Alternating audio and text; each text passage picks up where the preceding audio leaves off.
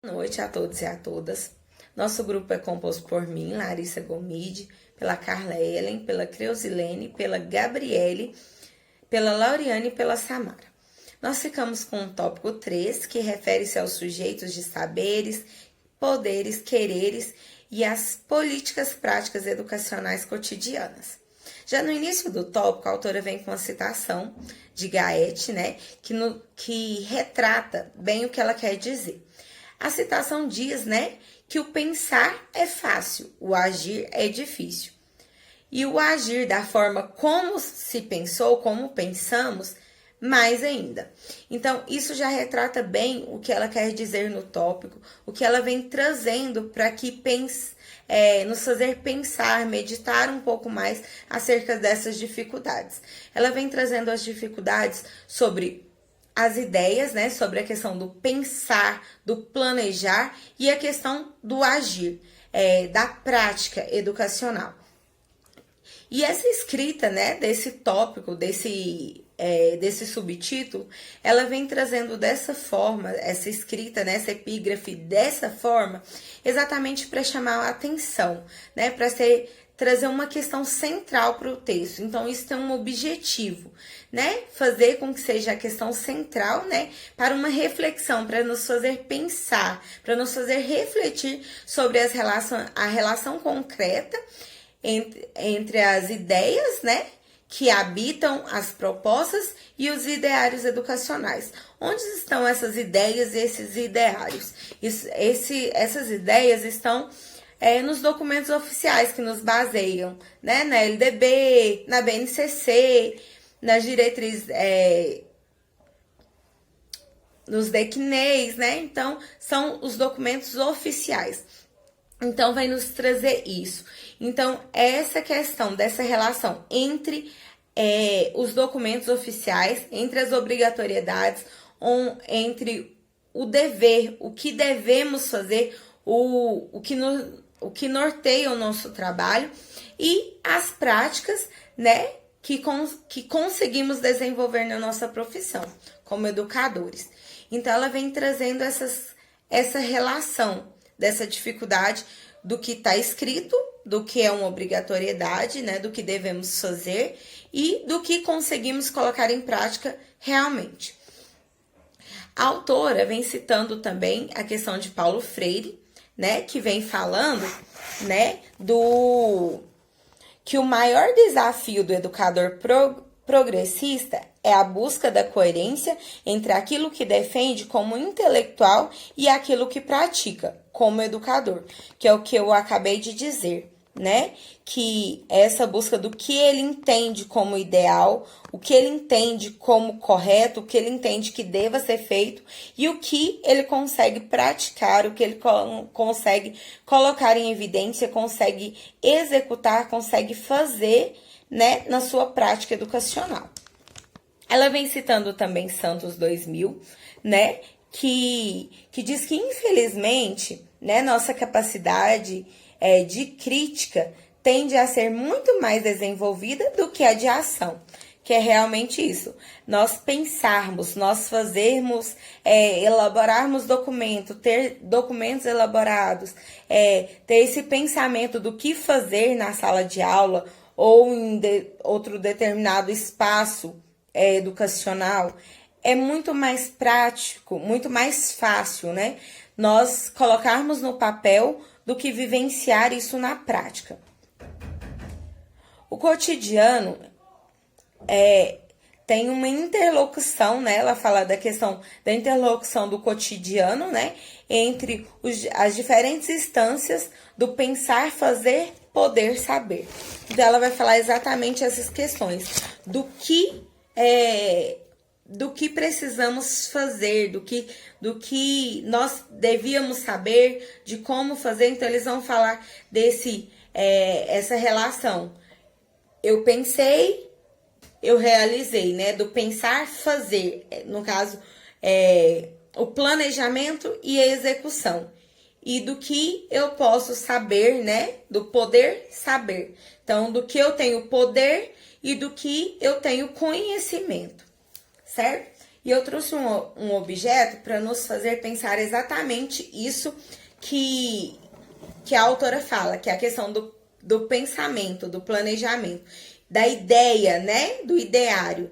Então, aí eu trouxe essa bonequinha com essa lâmpada, né? Porque é exatamente isso que a gente vê muito em histórias, em desenhos, essa questão, quando eu tive uma ideia, o que nos remete a isso é uma lâmpada acesa, né? Que faz nos pensar que a pessoa teve uma ideia, teve um pensamento e essa relação.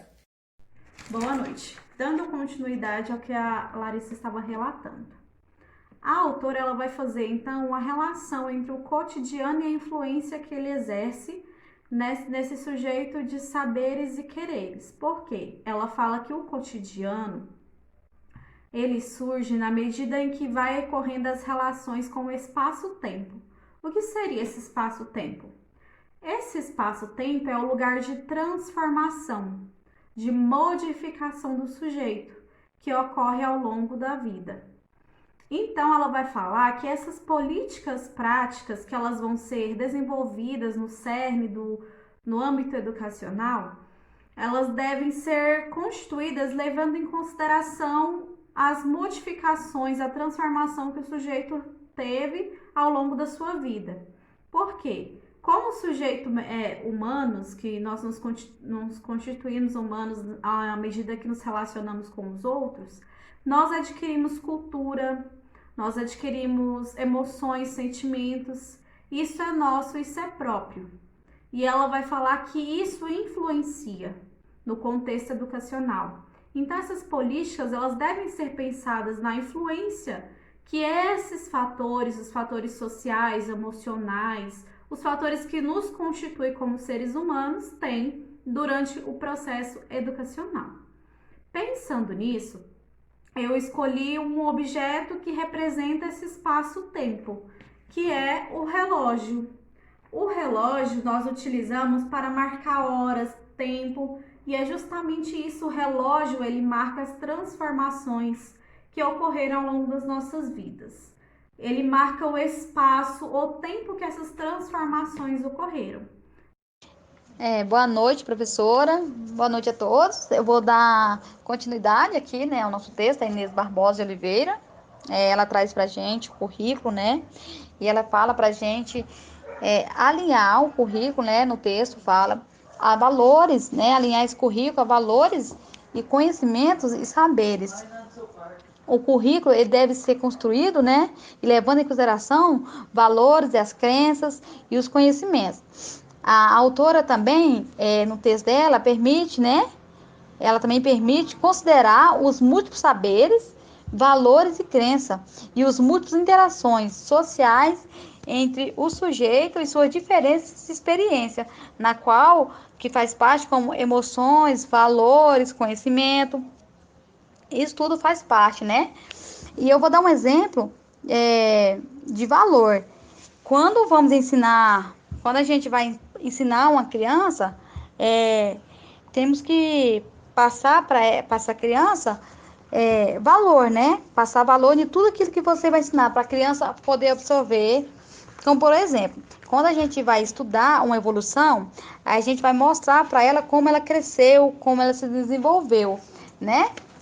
Como, por exemplo, uma roupinha que ela vestiu. Igual eu vou mostrar uma roupinha da minha bebê de quando ela era neném, foi a primeira roupa que ela vestiu na maternidade. Então, é isso, é passar valor de tudo que for ensinar para a criança. Bom, eu vou estar falando aqui sobre o saber e as emoções, né? O saber, todo dia a gente aprende alguma coisa, né? Desde quando a gente era um bebê, a gente vive em quê? Em saber, em aprender, né? No mundo que vivemos, na compreensão do mundo, sempre estamos no meio de informação, sendo na internet, né? Na televisão, que é algo que vem ensinando a gente. Um exemplo no YouTube, quando quer aprender uma receita. Então, assim, meios que estamos no mundo que sempre estamos em constantes saberes. E aí vai o quê? Vai construindo o indivíduo, né? Desde quando é um bebê, ele sempre está em quê? em aprender, né?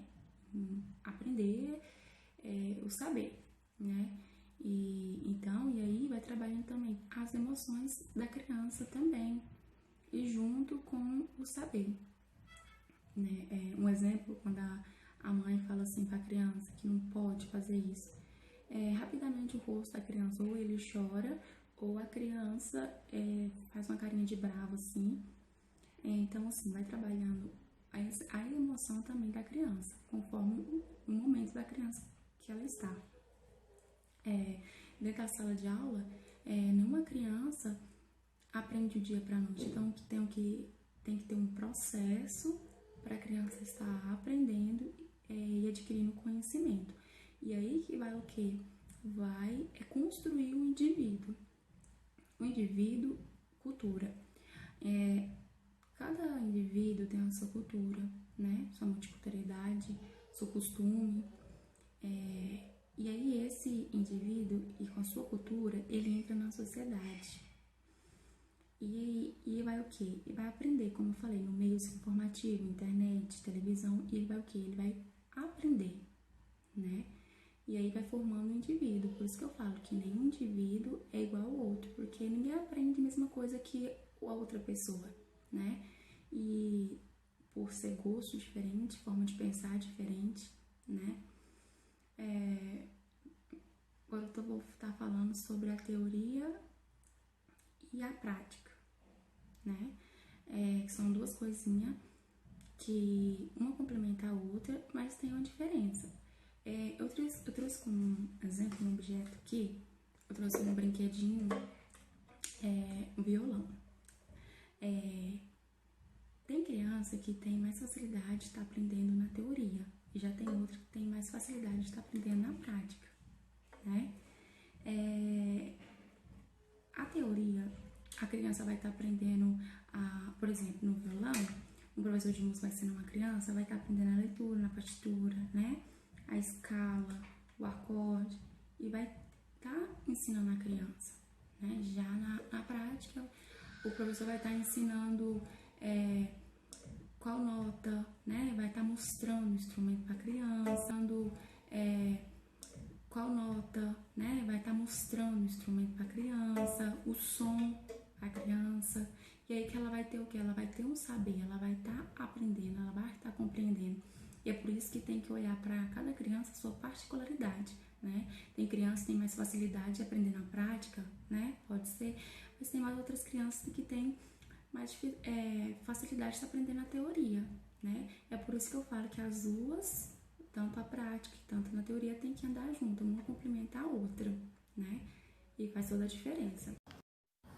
Boa noite. Então, dando continuidade ao que a colega disse, o texto ele finaliza falando a respeito dos saberes, dos valores, das experiências que cada sujeito tem para si, né? Então, cada sujeito ele tem o seu saber, o seu valor e a experiência que foi vivida.